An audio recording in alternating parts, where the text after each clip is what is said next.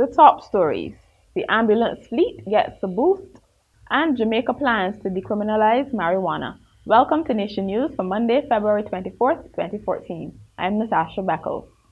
At Courts, every day we bring affordability, convenience, innovation, and style to over 1 million customers in 11 countries. From homes to communities, we are proud to make a difference in the lives of many across the region.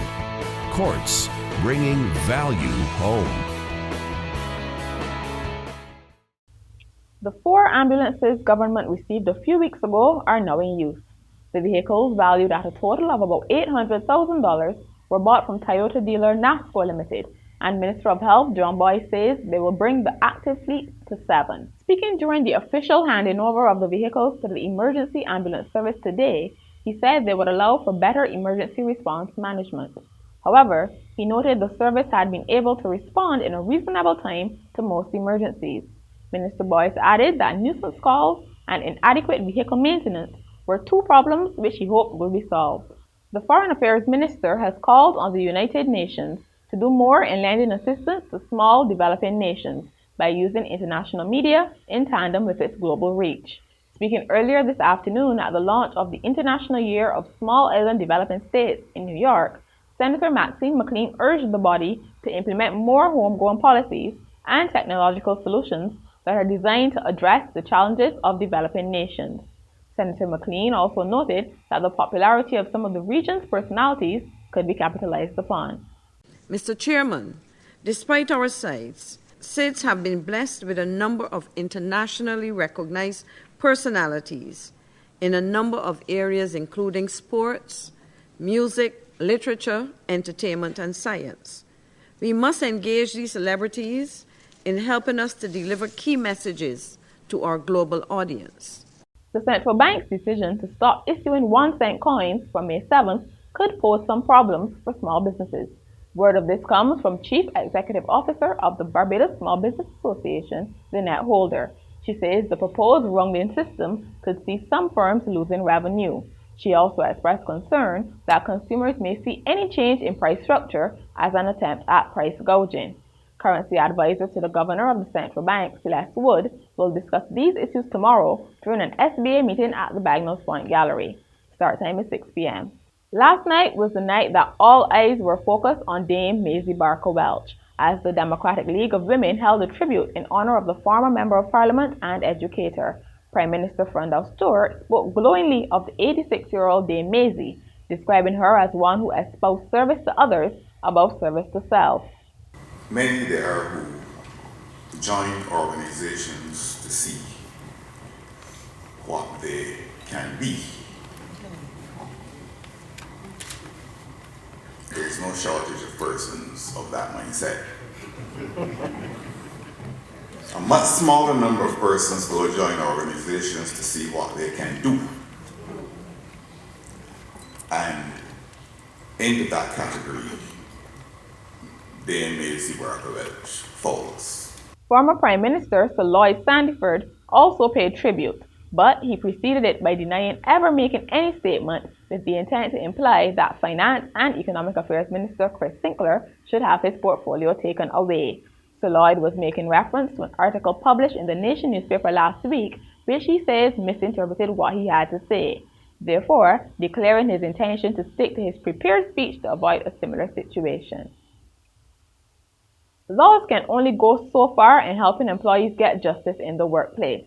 According to General Secretary of the Barbados Workers Union, Sir Roy Trotman, codes of conduct are important in bridging the gap between legislation and best practices. He made this observation today while pressing for codes of conduct to become part of the industrial relations climate. He noted that across the world, codes cover things like human rights, respect for workers, environmental sustainability, and sharing financial benefits. Sir Roy raised the issue at the start of a series of presentations and panel discussions to mark the BWU's Week of Excellence. In regional news, another Jamaican is heading to the Caribbean Court of Justice. This time, it's dancehall artist Tommy Lee Sparta, who was refused entry into Dominica last night.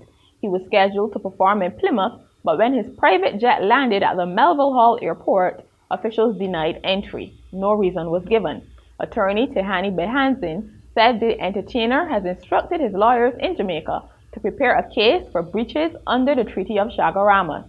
The artist was arrested after he and his entourage reportedly refused to return to their jet.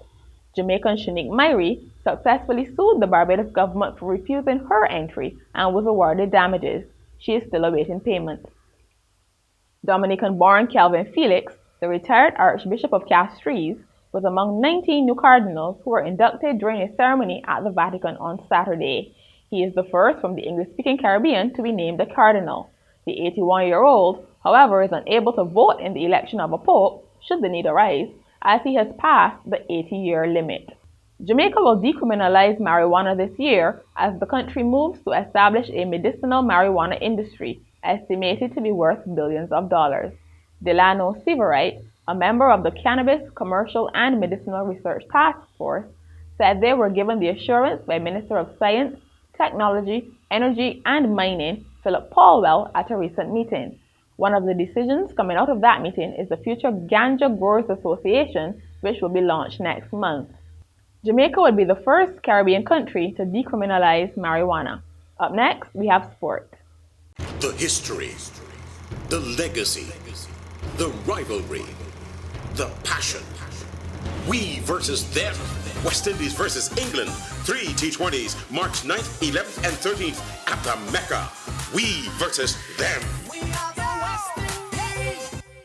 In cricket, the West Indies ensured there will be no more blushes, winning the one-off one-day international against Ireland by 4 wickets at Sabina Park. West Indies scored 205 for 6 in reply to Ireland's 202 all out. Openers Dwayne Smith and Kieran Powell scored 53 and 57 respectively in an opening stand of 100. Although the West Indies lost quick wickets in the middle, captain Dwayne Bravo, the man of the match, and Marlon Samuels saw them home. Their next opponents will be England, who arrived in the Caribbean on Friday. The teams will play 3 one-day internationals in Antigua and 3 T20s here at Kensington Oval. Opener Chris Gayle has been ruled out of the series with back pain and has been replaced by Dwayne Smith. The news was not as good for the West Indies under-19s, who were beaten by Australia in the quarterfinals of the ICC Under-19 World Cup in Dubai. Wicketkeeper Nicholas Pooran scored 143, including 6 sixes and 14 fours, as West Indies reached 208 after tottering on 70 for 8. Australia then overhauled the total, reaching 209 for 5 for the 5-wicket victory. Pooran scored a record 9th wicket partnership of 136 with Barbadian Jerome Jones, who scored 20. Australia will play South Africa in the semi-finals, and the other semi-final pits India against England. West Indies are in a playoff for 5th position, and their next match will be against Afghanistan. Sports was brought to you by We vs. Them, West Indies vs. England series. And finally, an act of charity may end badly for one donor to a Pennsylvania Salvation Army outlet. Sugar Creek Borough Police say they were called when workers found a large plastic bag of marijuana among some donated clothes. Police were working with store employees to determine who donated the clothes and when. The police chief says this isn't the first time officers have investigated an unusual item among donated clothing, saying we've had guns, cash, rings, and now marijuana. And that's Nation News.